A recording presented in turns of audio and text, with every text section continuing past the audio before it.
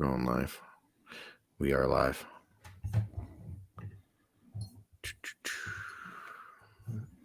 We got comments already. There's like a ton of people in there already. Do we want to show some kind of teaser or anything? No. Yeah. Just maybe while people start coming in. Yeah, did it already come through? No, I was just wondering. I mean, I have just a teaser, I think, from you. Yeah, do that. You can. I don't have it. I don't have like a video file or anything. But if you have it that you can pull up, I don't know how that works. I don't know if you're able to just like pull up a video file. Yeah, you sent that to me by Dropbox, so.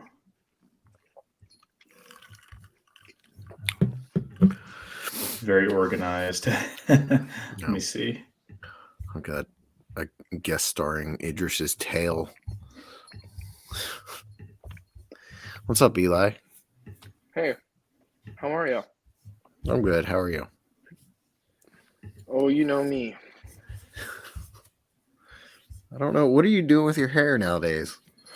Are you trying to grow it all the way back out? No, I'm going to cut it. All right.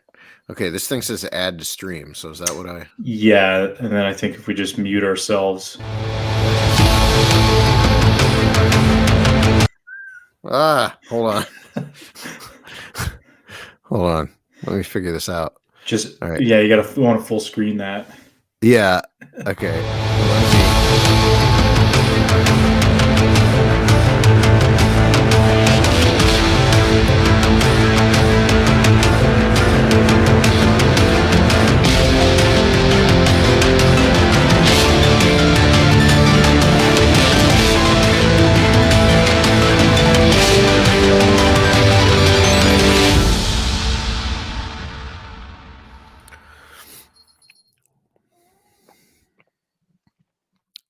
It's all right. Now how the heck? All right, my cat is gonna guest star throughout this. I can already tell she's like making her presence known.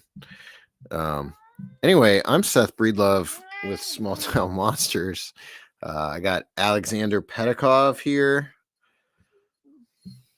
and Eli Watson is here as well. So you guys already know them. I'm the odd man out.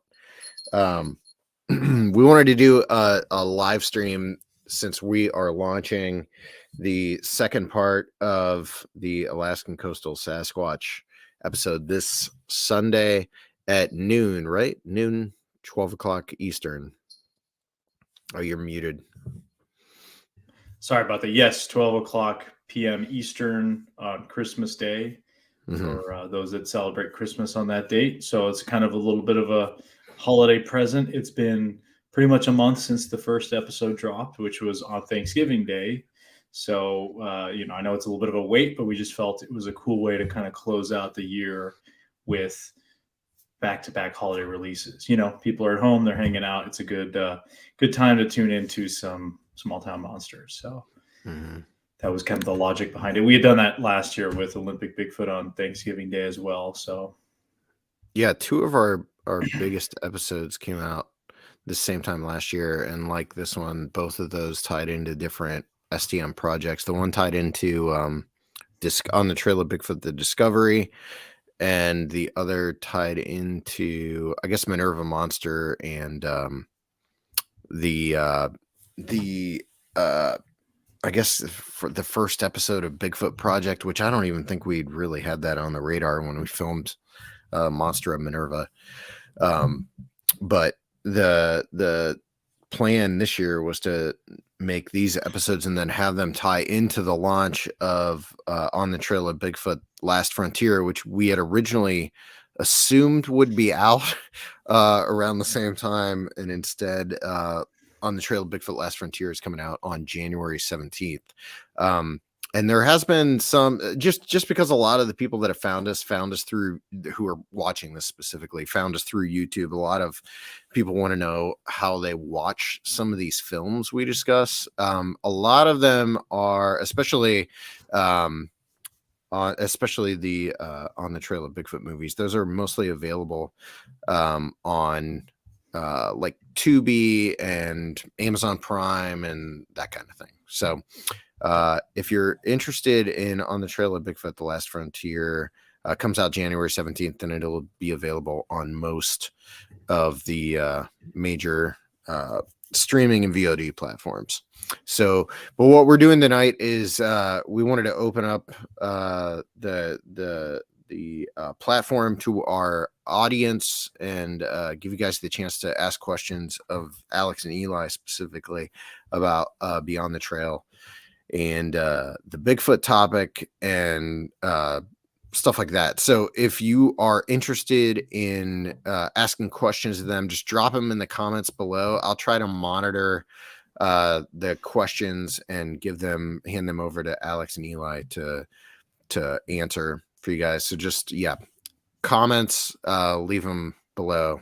And, if you could put them in all caps, that would be awesome. If you guys have any questions specifically you want us to check out. And just wanted to say, hey to all the new subscribers. I know we have a lot of folks that are probably within the last month or so, just from Alaskan Coastal Sasquatch. We've had, over 10,000 at this, 20,000 subscribers at this point that are new maybe to the channel. So, obviously you came here for the Alaskan Coastal Sasquatch, but we have a long backlog of not only Bigfoot Beyond the Trail episodes, but Bigfoot Project, The Ridge, some of the other films. You've got Minerva Monster, some of the other stuff that's on the channel. So there's a lot of other stuff you can check out, but we do have a huge backlog of Bigfoot Beyond the Trail episodes. So just wanted to kind of shout out the new subscribers and let everybody know. And as Seth was just talking about with checking out the films, that you can go on other platforms, other streaming sites and check out some of that, different cryptids, other Bigfoot related stuff. So there's a lot kind of going on with some of the stuff. And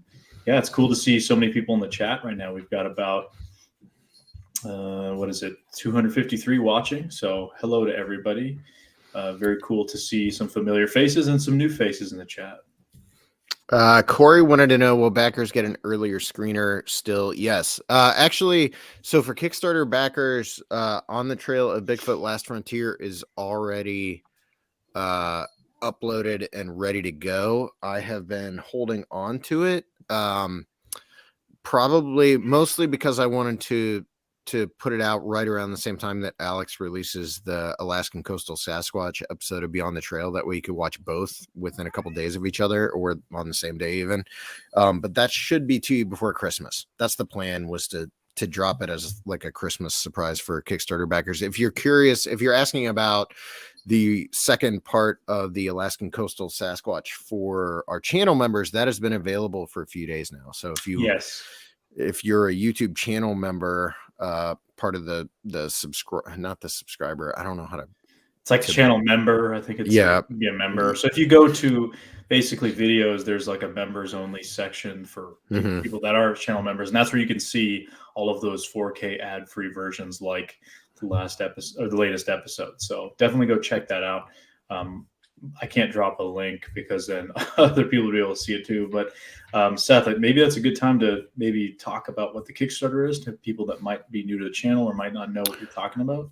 Yeah. So each year we launch a Kickstarter right at the beginning of the year, usually right around the first couple days of February. This year it's launching on February 2nd, but last year we Kickstarter backed On the Trail of Bigfoot, Last Frontier, American Werewolves, On the Trail of UFOs, Night Visitors, and Bloodlines, The Jersey Devil Curse. And so Kickstarter backers, and for those unfamiliar, Kickstarter is just a crowdfunding platform.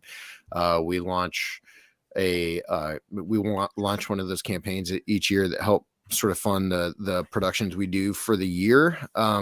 And it does have an impact on YouTube as well. And we're trying to find ways to integrate that a little better. I know last year we included the Alaskan Coastal Sasquatch episodes of BTT into the campaign by including them on the DVD and Blu-ray for On the Trail of Bigfoot, The Last Frontier.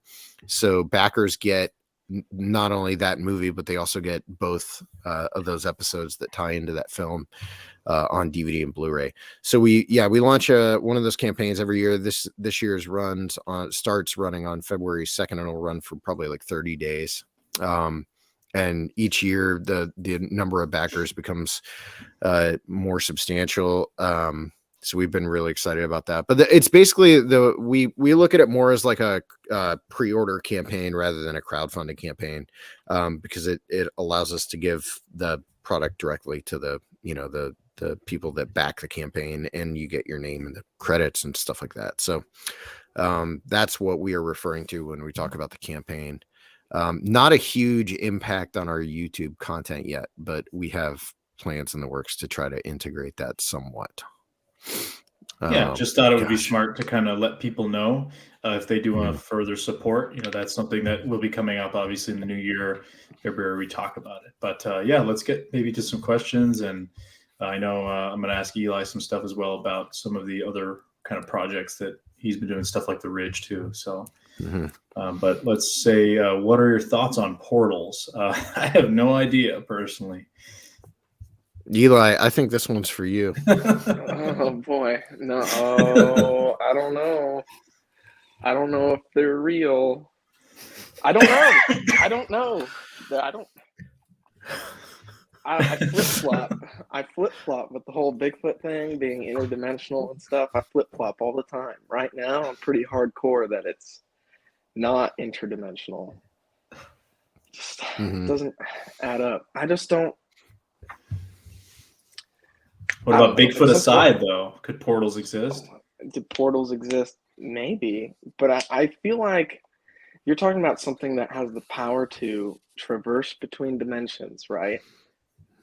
They could probably do it anywhere. They don't need a portal. They could just do it. I don't know. That's my thoughts. This is bad. I don't know.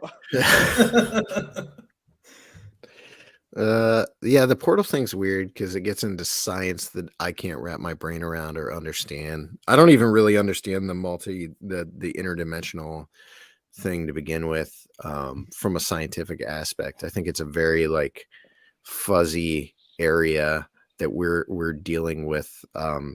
There's a lot of theorizing going on about things that we don't actually know or have a way of knowing just yet. So, one thing I've noticed about the Bigfoot community, and it's not necessarily a knock on the community because I'm a part of it, but anytime there comes around something that might help explain Bigfoot, whether or not it has any connection to Bigfoot, I feel like the world, the Bigfoot world at large, jumps at that thing. So like when the ET aspect of Bigfootery started being introduced in the 70s, that was something a lot of people jumped at because it helped maybe explain how Bigfoot would operate, on such a level where it can be seen and then, like all of a sudden it's gone and that kind of thing. And the same holds true for portals and Bigfoot and the interdimensional side of it to me. So I'm waiting on proof that they exist before I weigh in.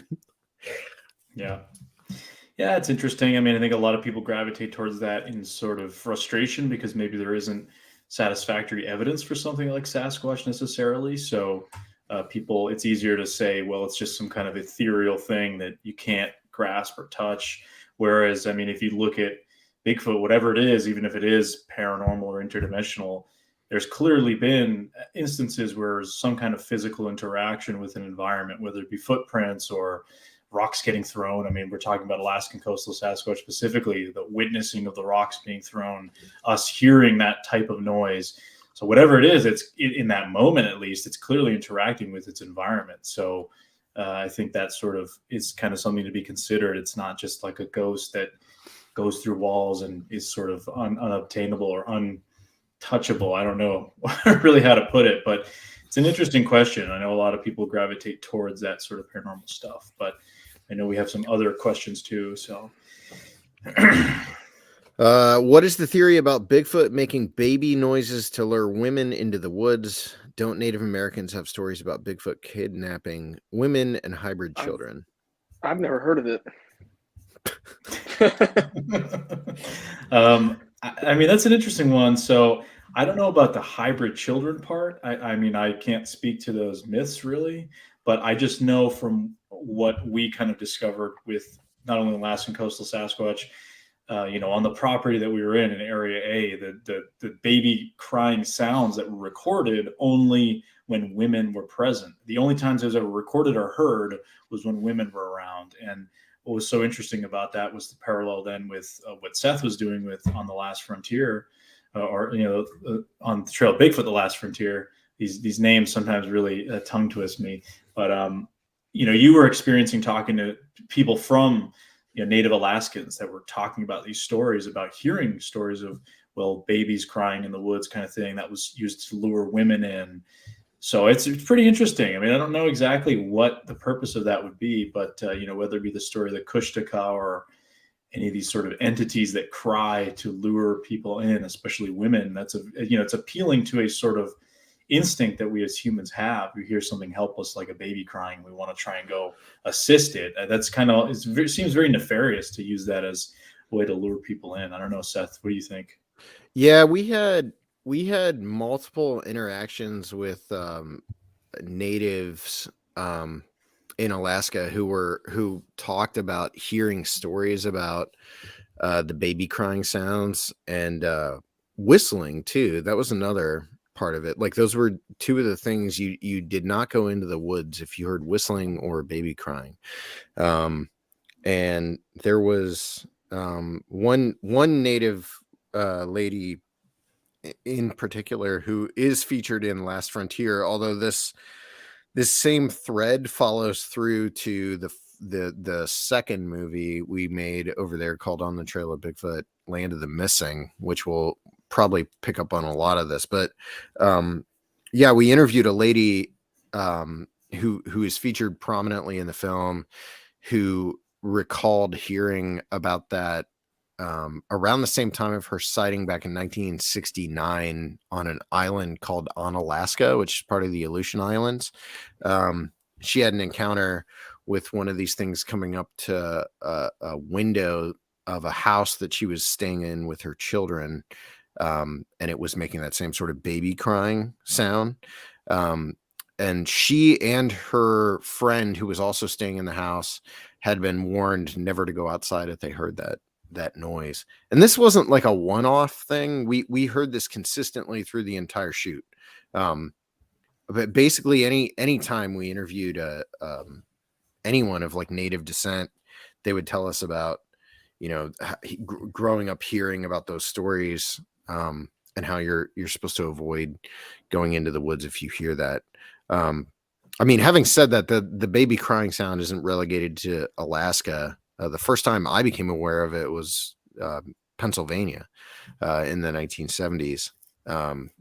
So I know it's a fairly common thing. But where it really started getting expanded on for me was when we were in Alaska, and they started, we started learning about the rich history of these types of things. Yeah, what you talked about with the stories, I mean, we've heard stories for years from other parts of the U.S. Appalachia, I think there's a lot of these stories of babies crying noises coming out of mines and that sort of thing. And it's something that I've heard for years, but I've never actually heard an alleged recording, as we did when, with the Area A stuff, is the first time I've actually heard anything that really kind of made me pause for a second. And yes, there are other animals that can sound like babies crying. I've cross-referenced a lot, and I haven't found anything that's a real good match to that. And, kind of working logically and saying, okay, was it a porcupine, or was it some kind of an otter or something that could have been maybe making a baby crying noise, or a fox or something like that? Fox. Yeah, that was. I mean, and the thing about it is the only times they've ever heard or recorded that was when women were there. And that's, I think, an important point, because those guys have spent a fair amount of time out there, mostly men going out there, but they've never heard anything like that. We didn't hear anything like that. If it were some sort of regular animal, why would it only do this the few occasions women have been brought to the property? That's a little strange. Is that conclusive of anything? No, it's not, but it's definitely enough to at least, I think, warrant further investigation into what that could be, or what the reason for that would be. That's the way I see it, at least. So it's not definitive of anything, but it's definitely very intriguing in my view. Yeah, the hybrid children thing that he mentioned, that is something that comes up and came up when we were making On the Trail of Bigfoot Last Frontier as well. There's also not just the hybrid children, but there's also this idea of like Bigfoot as like a shapeshifter, that would morph into a creature that would cry like a baby. That's another thing. There's a story, and I can't remember if it made it into Last Frontier or if it's in Land of the Missing, but there's a story about a tribe that essentially took one of these things captive and put it in a pit, and it made that sound throughout the night. And in the morning when they went to check on it, it had like essentially morphed from a Bigfoot into a person, like a woman who was down in this pit. And it's super creepy story. I think that one might actually be in Last Frontier, but I can't remember. It's intriguing. I mean, just because you think about even domestic cats, they make these sort of baby-like noises, and there's been research done that that's actually a purposeful thing that's done by cats because they know it appeals to us as humans, something helpless. So that, they'll often do that when they want to be fed or when they want attention. So other animals are able to tap into that sort of instinct that we as humans might have. So I don't know. Again, it's just something I think is pretty interesting, but I know we've got a lot of questions. If you guys could just put them in all caps, that would be awesome. Been watching for the last couple of years. How do you all afford to do what you do? Is it strictly subscriptions? No. The channel members are a big part of what we do, but how we actually afford to do what we do is mostly through the film side of things, which has been around a lot longer than YouTube. I mean, we've really only been focusing on YouTube for about a year. The film production side of things has been carrying SDM since 2015 when we made our first movie. We technically started in 2014, so we've been around for quite a while. But we make feature documentaries that so far that's how we do it, through Kickstarter, and then making movies and releasing them like you would a normal movie. But there's definitely, I think, a much heavier focus on YouTube here lately, and going forward there will probably be even more of a focus on YouTube. I'm assuming there's something in the comments that I'm sorry, missing. Tate Hieronymus. Yeah, great, hilarious comment. All right. We got this one. What Bigfoot event excites you the most over the last year? Like event about Bigfoot or some kind of a convention, like I would assume anything within the Bigfoot world has excited you the most. I want to hear from Eli on this. Yeah, first. Eli, what do you think? Excited me the most. CryptidCon. CryptidCon excited me a lot. Well, I don't know. It was fun. I had a lot of fun at CryptidCon, and I knew a lot of people that were going, so I knew it was going to be fun. And I drank moonshine for the first time. Well, that's not PG. Let's keep this PG. Yeah, I just got to see a lot of old faces, so it was cool. Old faces. Is this like over the last year, or is this? I don't know. It says over the. I'm just going off the question, which says over the last year. I was going to guess maybe like anything related to Bigfoot. I don't know if that would constitute an event. I think however you want to take it. Yeah, however you want to take it. Yeah. Yeah. I mean, I would say personally for me, probably there's not a lot in the Bigfoot world that sort of excites me because it's just a lot of tomfoolery going on for the most part. And the online Bigfoot scene is kind of a dumpster fire.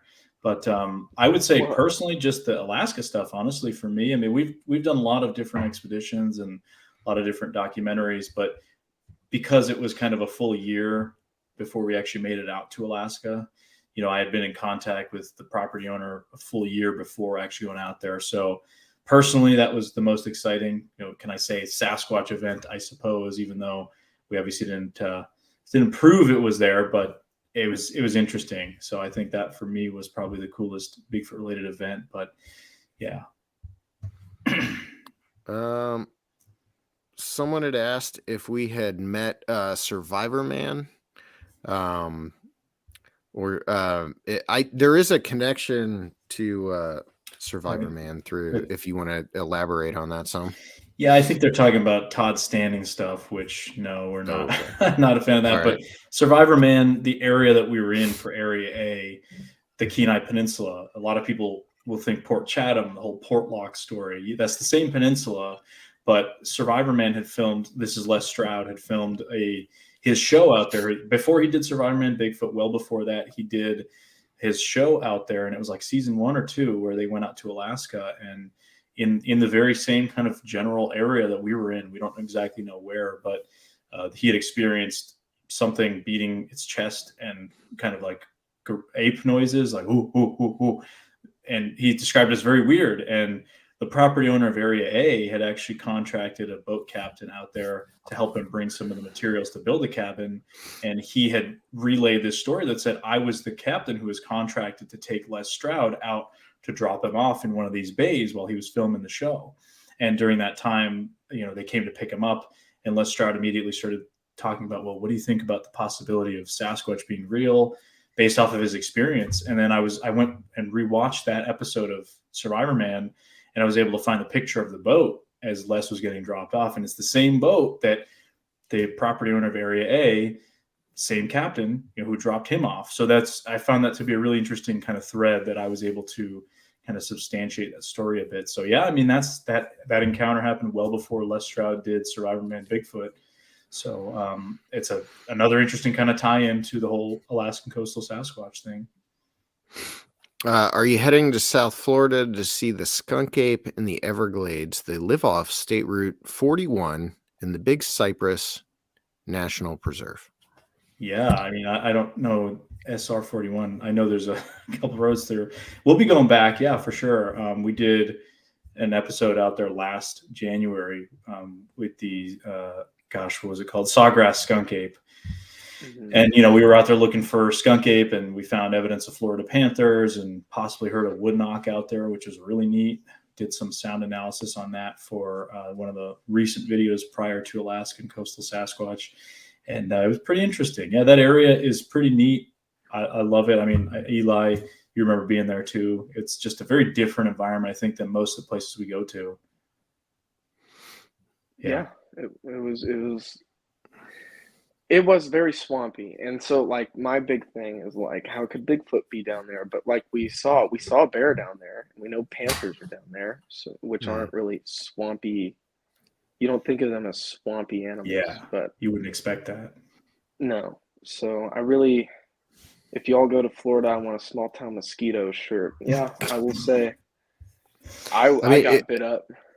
I'm interested in that swamp thing because of my time in Louisiana 2 years ago. Because when we were there, some of those really, like, the dense, incredibly dense swamps, like the Atchafalaya. I mean, we were out in the thick of that one night shooting B-roll for Skinwalker Hollow, the Rougarou, and it did kind of blow my mind that there are so many people we spoke to while we were there who claim to have encounters with Bigfoot. Right. Because when you're out in those swamps, it is just such a dangerous environment. And not like, especially to something that doesn't just by nature spend a lot of time in water, which you wouldn't expect like a giant primate to spend a ton of time swimming around in swamps. However, having said that, like, there's no one out there, so in terms of isolation, it's great habitat. But yeah. I saw an alligator while we were out there that was a good at least 12 feet long. And so, like, you think about that kind of environment with these things swimming around, it's kind of crazy. So I hope swamps. You guys do that Louisiana thing at some point, because I would love to see your take on that. I know we've talked about that, and the Atchafalaya, however you say it. Gosh, that is a twister, but Atchafalaya. Atchafalaya, yeah, that is the largest swamp in the U.S., essentially continuous. So there's a history of reports in the area. I'd love to get in there. A lot of people like to talk about the Honey Island Swamp. It's a big environment, the Pearl River, but if you look at comparing it to the Atchafalaya, it's unbelievable how much larger it is.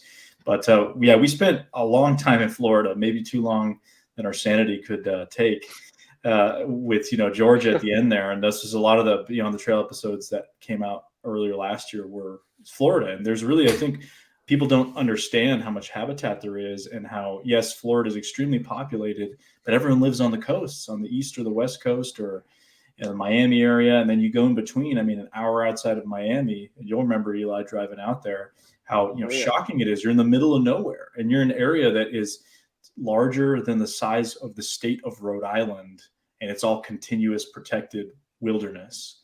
I mean, that's actually unbelievable. And then you drive an hour and a half and you're in downtown Miami. I don't think people understand, that haven't been in that area, how much habitat there is. And there's wildlife corridors. We've seen some of the stuff with the Bigfoot mapping project. So not to turn this into a swamp show or about Florida, but definitely an area we love to check out. So yeah, on to some other topic, I suppose. Josh wants to know, any more UFO docs coming in 2023? So On the Trail of UFOs, as of now, has been shelved. The plan going forward would be, if we do any more On the Trail of UFOs, it would be down the road, and it would probably be direct to YouTube and other streaming, like AVOD supported platforms, ad supported platforms, and get back to what we did with the first season, which was episodic. That was originally the way we intended the season, the series to be seen, and it's the way I like shooting that show. But I do know, like, Shannon and I both kind of agree right now, we're kind of burned out on the UFO subject and the UFO community specifically. It's just so fractured, and I mean, all these communities are, but the UFO community specifically is so, there's just a lot of drama you have to wade through when you're working on something there. If I could get back to a show that is focused very much on the witnesses, I really want to, I would love to down the road get back to that episodic format that we started with On the Trail of UFOs. But having said that, I know Eli has plans for the UFO topic, so I don't know if you want to talk about that. Yeah, we could talk about it. I plan on getting into the world of UFO contactees and UFO cults in my upcoming series, Mysteries and Monsters. And it all happened kind of by accident. I worked with this guy up in Washington named Vince Izanza. He runs a page called Pacific North Weird. Him and I kind of cracked a story together about a UFO cult that used to be in Temecula during the 1950s.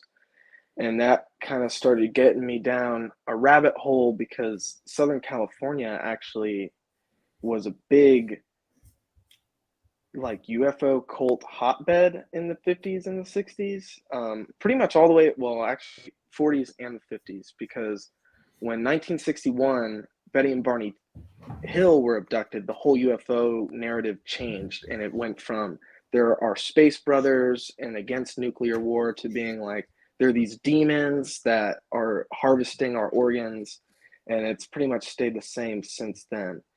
And so there's like a lot of cool stories of these weird space people coming down that want to help us, or for undetermined reasons. And there used to be, it was called Big Rock, this huge event with like 60,000 people every year would come, where all these speakers would talk about the news that the Space Brothers brought them. And it's like really interesting stuff. So that's kind of my angle that I'm going to take at it. It's pretty different from On the Trail of UFOs, but it'll be cool. I hope people will enjoy it. Sweet. It's part of the Mysteries and Monsters, which I think we're launching next month or the month after. I'm not positive where we landed on that, but well, if it's next month, you should let me know. You should really let me know. All right. Sounds like it's February. I do just want to say I just noticed we had 500 people watching just a couple minutes ago. So there's a lot of people in here. I know there's a lot of questions. Guys, we're not ignoring you. There's just, you got to understand, there's a lot of people. So we're trying to get to as many as we can. We haven't really done anything like this nature. We hope to do more of these sort of monthly kind of live streams. I think it's really cool to kind of help talk to folks, and a little bit more formal kind of, or informal, I should say, than in the episode. So just bear with us. Don't kill the messenger. What's the most compelling evidence you've ever seen? Ooh, that's a tough one. Some of the thermal footage that's out there I find pretty intriguing. I mean, if we're talking footage specifically, I'd say because a lot of it's when it comes to the Sasquatch topic, you can't really with 100% certainty say that it's definitive evidence. But honestly, when we went to the alleged nest sites up in the Olympics with the Olympic project, that for me was pretty compelling in terms of when you look at the other possibilities of what that could have been, how it doesn't make a lot of sense for other animals to be doing that sort of stuff. So I think that was pretty compelling. I'd say some of the audio stuff I've heard from Alaska, pretty compelling. It's not really one specific thing I'd say that's the most compelling to me. There's like a collection of things. And when you start talking to so many eyewitnesses and you hear so many stories from different places and how similar they are with people that just simply don't have any connection, that for me is another one. Yeah, I mean, we've been all over the place. So it's West Virginia and Alaska, and you'll hear stories, same kinds of encounters, which to me is pretty intriguing. So, yeah, I'd say that's a bad answer to what is the most compelling evidence you've ever seen for sure. But take it as you will. Anybody else? Well, kind of piggybacking off of you though, it's hard to pinpoint one thing. I would say the two main things, the nests and the audio sounds from Alaska. Like really, those are like, when you see the nests in person, you're like, wow, that's a lot more impressive than I thought. Because you hear about it and you can describe it to someone, but then you see it and you're like, wow, okay. And then the audio's just incredible. You're like, I don't know what that could be other than a Sasquatch. So yeah, maybe I'm a bad researcher for thinking that. Oh well, sue me. I think the most compelling evidence I've seen, so if we're talking about evidence, like actual physical, something we can look at, I think the stuff that like the Olympic Project and the North American Wood Ape Conservancy have been digging up, that's probably my be all end all of Sasquatch evidence. I also don't think that the most compelling evidence is actually out in the public eye. I find stuff. I talk to people all the time who have really compelling audio evidence and footprints, handprints, things like that would blow the minds of a lot of people. But it'll never be seen in the public eye, and so there's a lot of that out there as well. So I did want. There's a comment here that's cracking me up, which is, "Are you going to do anything other than talk?" So, no. Are you going to do anything other than comment? Yeah. Happily?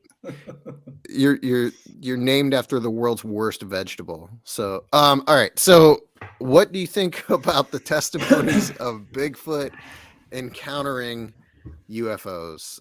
Eli, once again, I got to turn to you because you're the expert here. UFO guy. Well, okay. Well, this is what I know about it, and really, this is really what it boils down to, from what I've discovered, is Stan Gordon is the reason we have linked Bigfoot and UFOs. And this is not a diss on Stan, because I love Stan. Mm-hmm. Stan's the man. He's the gold standard, Standard. But there's that one report out of Pennsylvania in 1973 where a UFO lands in a field and two Bigfoots walk out of the woods with glowing red eyes. They're walking towards the UFO. A father is there with his two sons. He shoots at it. The Bigfoots are unaffected. The UFO, I believe, it doesn't take off. I think it just blinks out. It like vanishes right before their eyes. And then the Bigfoots turn around and walk back into the woods. And since I have not found like any actual primary source sightings of Bigfoots and UFOs being seen together, even at remotely the same time, I have not found anything to suggest that they're connected. So I don't think so. No, I'm in agreement on that, because like you are right. That's where it kicks off, is really for me anyway.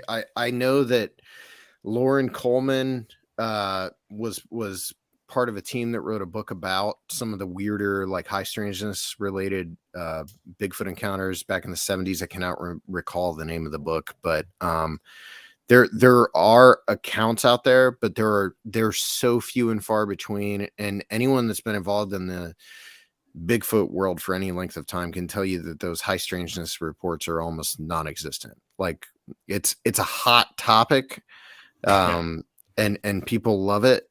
And I love it. Like I love the stories. That's the reason I made Invasion on Chestnut Ridge, is because I'm interested in those stories, but they're so few and far between, that I think it's important to mention. That's what I've noticed too, is just that it seems to be, I mean, out of all the people we've talked to, out of all the encounters, the alleged encounters we've heard, all this sort of stuff, a vast majority of them are, normal, in the sense that, I mean, if seeing an 8-foot tall ape-like creature is normal, it's behaving in a way that doesn't really have it stand out. There's no orbs or anything like that. There are minority reports where that is included. I'm not shutting those down at all. I've yet to experience anything along those lines, or I've met people that I deem credible that have had these kind of weirder experiences, but I don't think they're as common, I think, as people think. Because let's say you have 20 Sasquatch reports and 18 of them are, it was crossing the road, it was going through a field. I mean, is that super interesting? I mean, yes, it is to us who are looking for the data, but then you've got the one report where the guy describes laser beams coming out of a portal and a UFO. I mean, obviously that's more sensationalistic. So there's probably going to be a longer conversation about that one encounter than there will be about the other ones, which are just simply behaving in a way that some sort of biological entity would. So I think it's intriguing. I mean, I've seen a lot of stuff actually, especially up here in the New England area, of back in the day, like the 70s and 80s, when MUFON was in its heyday and there was a lot more UFO investigating going on. I mean, that topic's always been bigger than Sasquatch. But at the time, there was Bigfoot reports that were sent to like MUFON investigators. I've run into guys, old timers, who looked into Bigfoot reports because nobody was looking into that stuff. So people would say, well, contact the UFO guys. They like weird stuff. So they would actually write off some of the Bigfoot stuff because that didn't fit their cup of tea. I mean, people are very critical of the Sasquatch researchers for writing off weirder elements of their stories, but the UFO people were doing it probably before even Bigfoot researchers were doing it about Bigfoot reports. That's something I've run into. So that's another kind of interesting element. But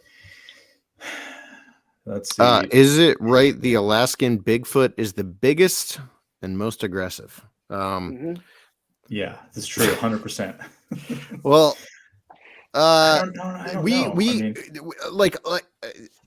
I'll speak to this real quick and then let you guys hop in. But I know when we were making Last Frontier that initially through the first week, it did seem like the interviews were leading us in that direction. A bunch of the people we spoke to were indicating that they had encountered something that was freakishly large. Like obviously a 7-8 foot tall hairy creatures, freakishly large to begin with, but a lot of the people we were interviewing, I would say 5 of the first 7 interviews were talking about a creature that was starting around the 9-foot range and then topping out at 12, 13 foot. And so it seemed really, really wild, but the longer we were there, I mean, we conducted 17 interviews. By the time we were done, I actually felt like that number had gone down significantly, and it was primarily back into the 6 to 7 foot range. But having said that, there are so many different legends in Alaska that talk about creatures that are just insanely large, but that might not be Bigfoot related. Yeah. A lot of those legends, there's a lot of of mountain giant legends in Alaska, and you'll learn more about this in Land of the Missing when it comes out next year. But a lot of those legends are not necessarily Bigfoot related. They're talking about something that's human-like, that is a human type, just a freakishly large human wearing a loincloth and carrying a club, that kind of thing. There are so many legends in Alaska The little that- people stories too. Yeah, there's the little people, there's the massive, there's all sorts of stuff we're going to get into in Land of the Missing that'll expand upon that idea. But having said all that, I do think there are a larger number of abnormally large Bigfoot reports over there than what I've encountered, say, in the US. Just that's solely based on the number of witnesses we interviewed and how many of those spoke of a creature that was over like 8 feet tall.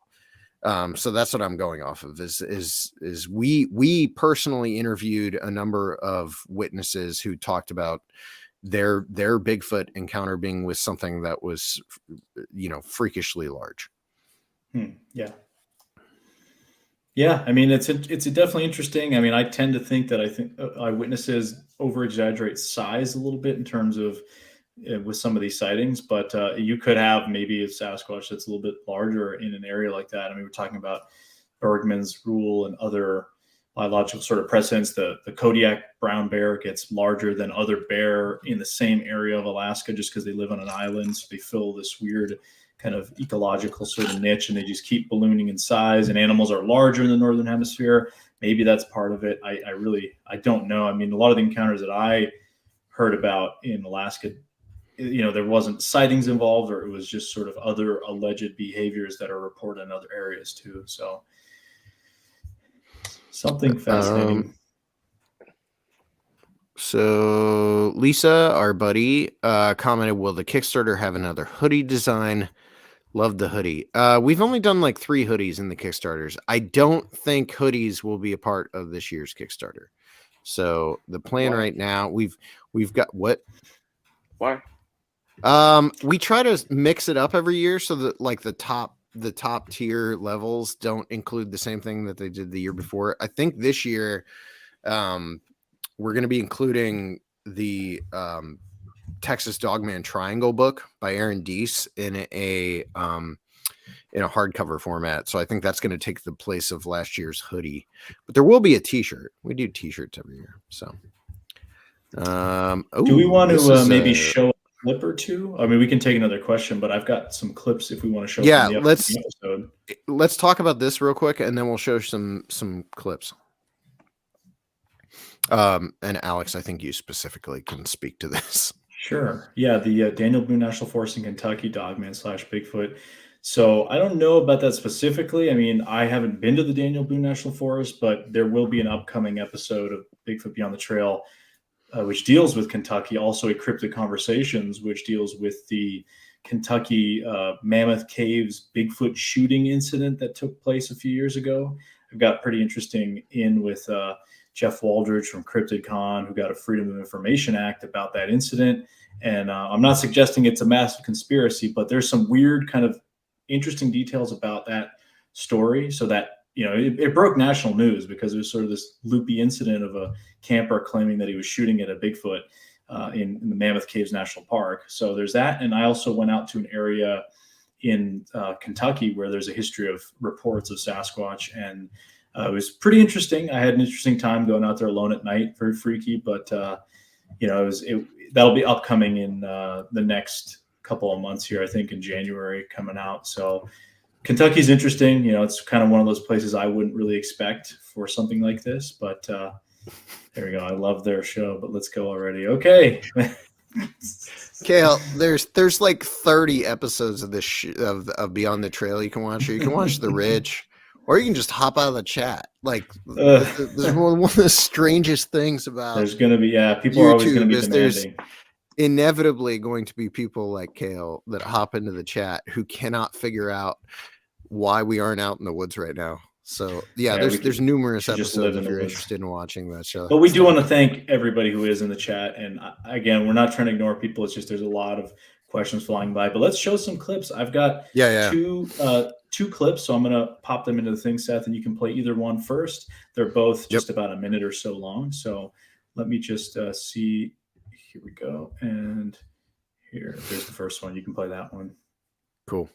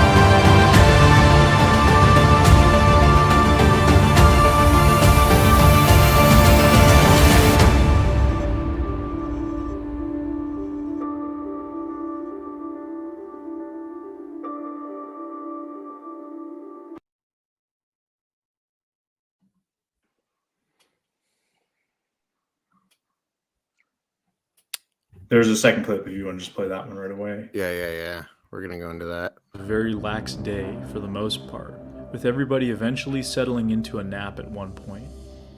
Low clouds rolled in and it created an ominous atmosphere unlike what we had seen any of the days prior.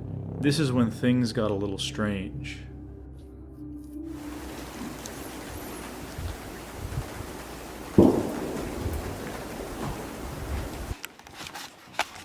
So as I was just standing out here, it's a little bit foggy and rainy, and I was just getting some B-roll of the mountains, and I happened to be focusing on something in the bay when I heard what I thought was a gunshot, very loud.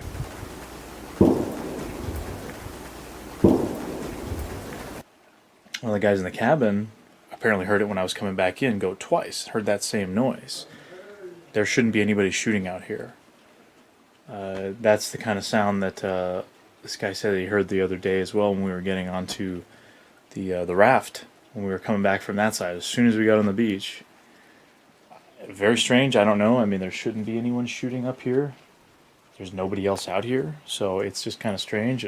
My first thought when I heard that was gunshot, and that's what the other guy thought as well. So, just more weirdness out here. All right.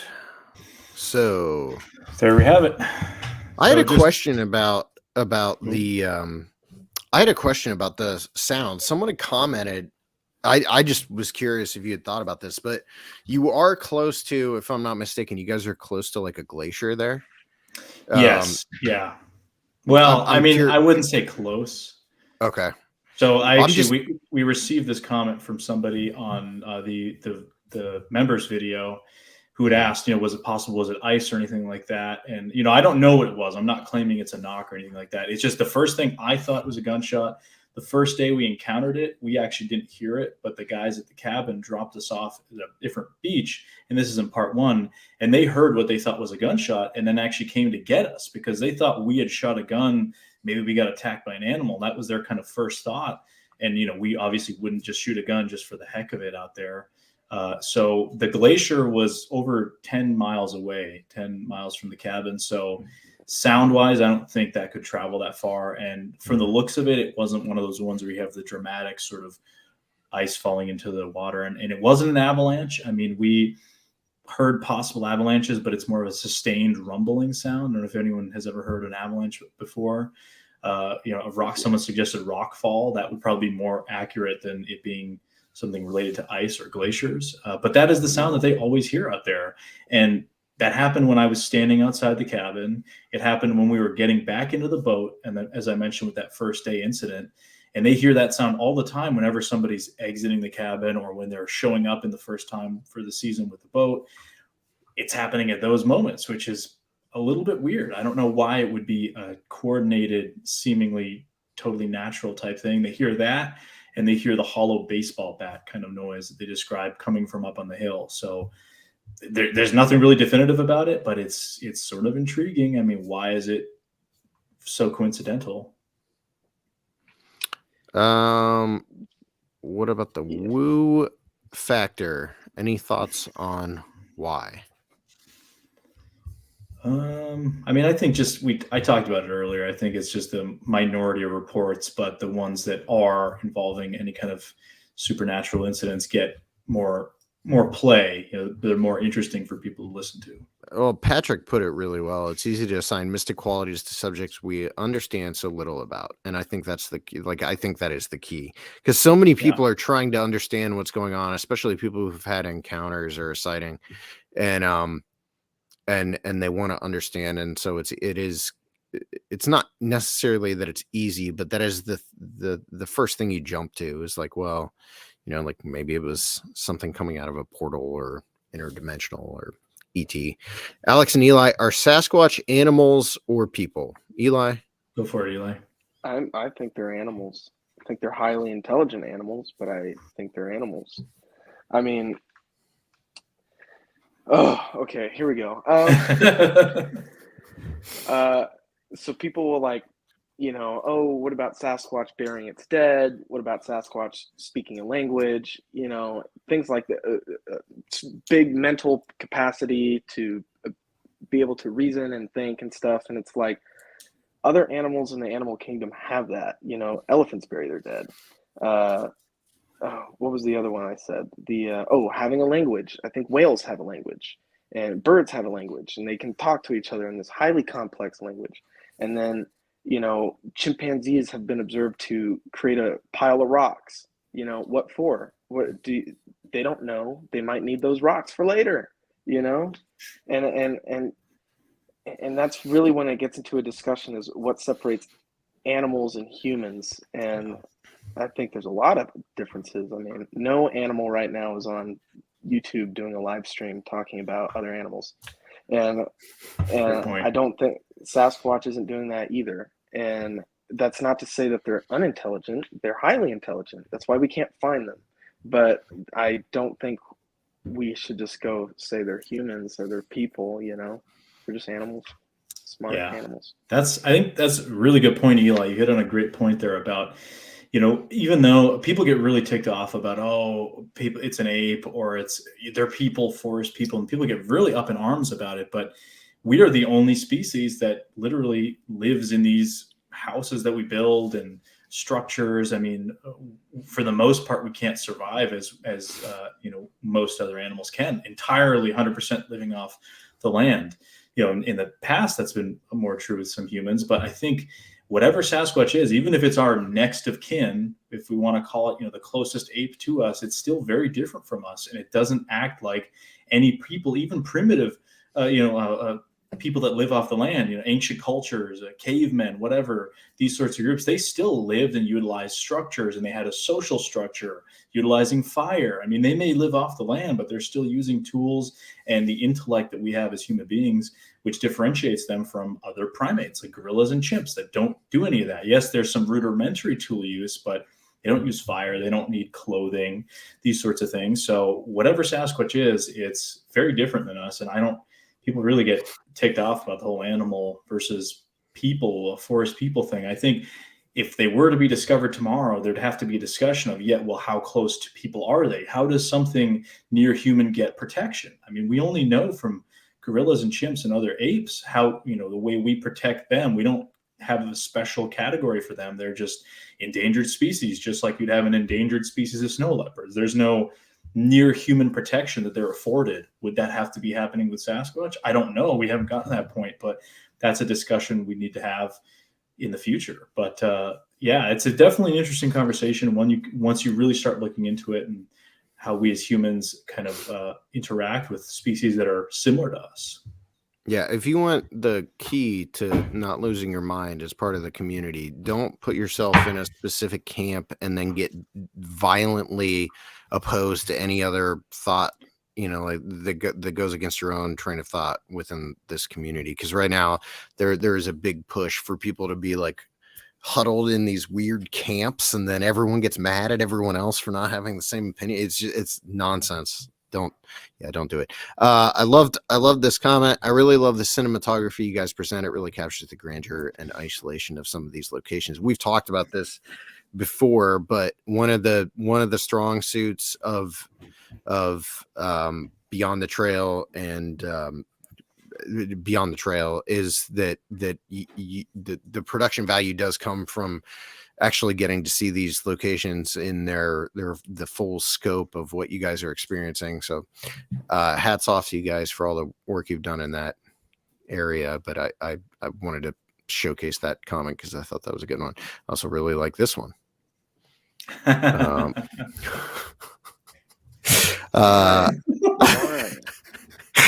is this? All right. Seth, has there been more activity at the cabin you go to, or still kind of dead? Honestly, I spoke about this recently. I haven't been out to the cabin since last May. That was the last time I was there. I do know from talking to the property owners and to Heather specifically that there's been no activity out there. And not only has there been no activity, but they're starting to clear cut neighboring properties more so than they were being clear cut. My personal opinion is we happen to be there at sort of the ideal time and experience stuff in what might end up being the final days of those creatures actually being out there. That might even account for why so much activity seemed to be popping off when we were there. I think they were probably there for a long time before that, and we just happened to come out there at sort of the end of that run as they started to decimate some of the cover, the forest cover nearby. That's just my read on it. But as of right now, from everything I've heard, there hasn't been a lot of activity out there. So yeah, that's where I'm at on that. I'm still going through. There's so many comments. Yeah, and we're over an hour now, so it's hard to find Tate with it's Small Town Cooks. Yeah. Another person asking about the big and more aggressive Sasquatch. That is a really common. I'm assuming there's some television show. There's some television show or something that has pushed this idea about the larger, more aggressive Sasquatch. That I'm just unaware of, because that is a really common question right now. Dude, they're man-eaters up there. Yeah. Don't you know? They barely made it out alive. People for sport. Yeah. What are your theories on 3-toed tracks as compared to 5-toed tracks? I have not run into any 3-toed tracks myself. I only know of stories. I mean, could it be just the other digits weren't registering? Could it be deformation? Some people in the past have suggested inbreeding. I mean, there's a lot of different sort of things. I don't know exactly how to properly address that, I suppose, without having any kind of exposure to it. Mm-hmm. Are there any? This is a good one. Any plans? Are there any plans to ever return to Fouke? Yeah, I'd say so. I mean, I'm speaking for myself. Yeah. I have plans to return to Fouke. I was actually just there last spring. I stopped in for a day and got to talk to some of the people at the Monster Mart. Heard an interesting sighting story. I have plans to return to Fouke, but in what context and for what, I'm not sure yet. I've always wanted to go back there, and my initial idea revolved around getting the original crew from Boggy Creek Monster out there with me, and then taking us all into the woods to actually stay for a few nights, like out in the woods. But if anyone knows that crew, the odds of that happening are probably slim. I would love to get back out there with some of the original crew, though, because I think it'd be pretty cool. And honestly, like, I do think there's something in those woods. Like, I think there's Bigfoots there. But Aleks and Eli, or Aleks would probably be the guy to talk about, like him heading back down there on his own to wrestle alligators and Bigfoots in the woods. Yeah, no, I mean, I went there well before we started Bigfoot Beyond the Trail just to visit, and I loved it. I fell in love with the little town, and the stories have such a charm to them, the Monster Mart. You can probably expect us at some point heading there in some capacity. The areas around there are incredible. Obviously, Lyle Blackburn is kind of Mr. Boggy Creek, so we have somebody that knows the area very well. So I think it wouldn't be out of the realm of possibility to see us getting in there for sure.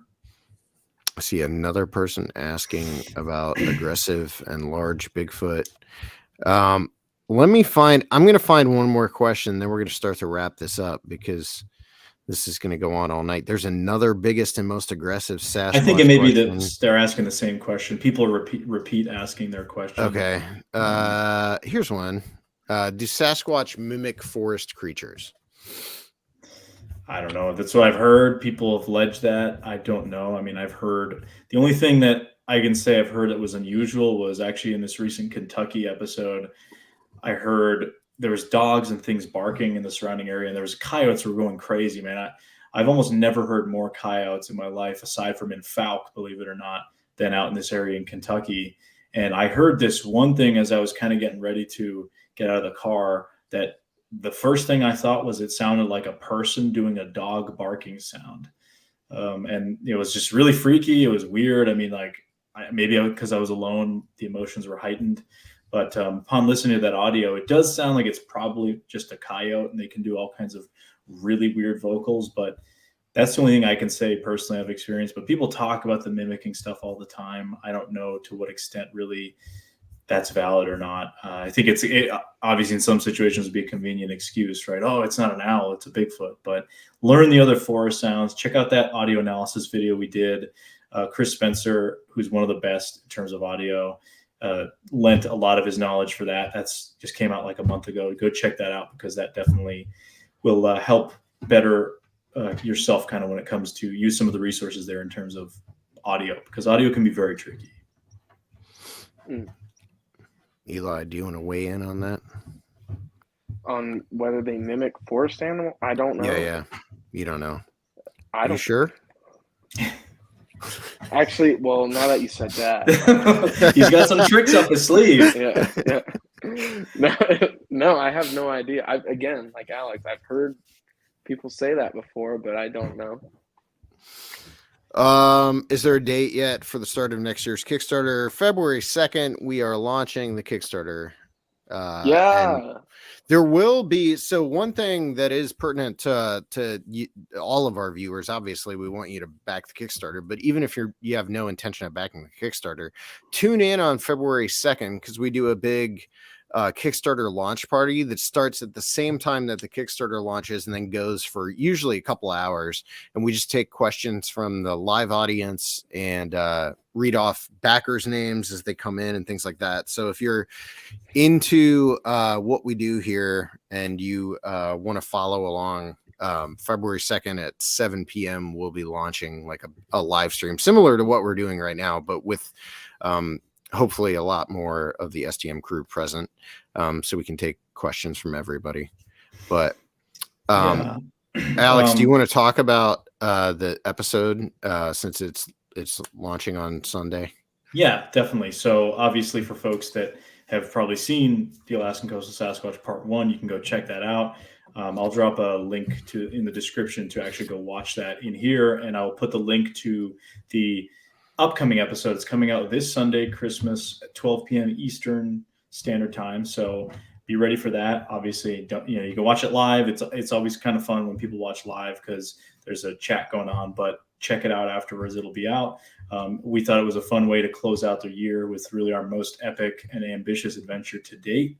It's a lot of fun filming that episode. I mean, one of the most beautiful locations I've ever been to in my life. Absolute paradise out there, and I think we had some interesting stuff happen. So definitely check it out. I just want to thank people for showing up tonight. We had 500 plus viewers. I know there's a few people that threw super chats in. Thank you guys so much. That is awesome. We definitely hope to do these kinds of live streams more frequently. So maybe at least once a month, I think, is hopefully the plan, where we can talk about upcoming projects, whether they be YouTube videos and mix with some of the other films, because there's obviously a lot going on with STM. There's books, there's films, there's other things. So I think it'll just be a cool way to kind of reconnect with the audiences in a different way than some of the episodes. So thank you guys for all your questions. I'm sorry we couldn't get to all of them, but we will try our best going forward to kind of be able to answer more too.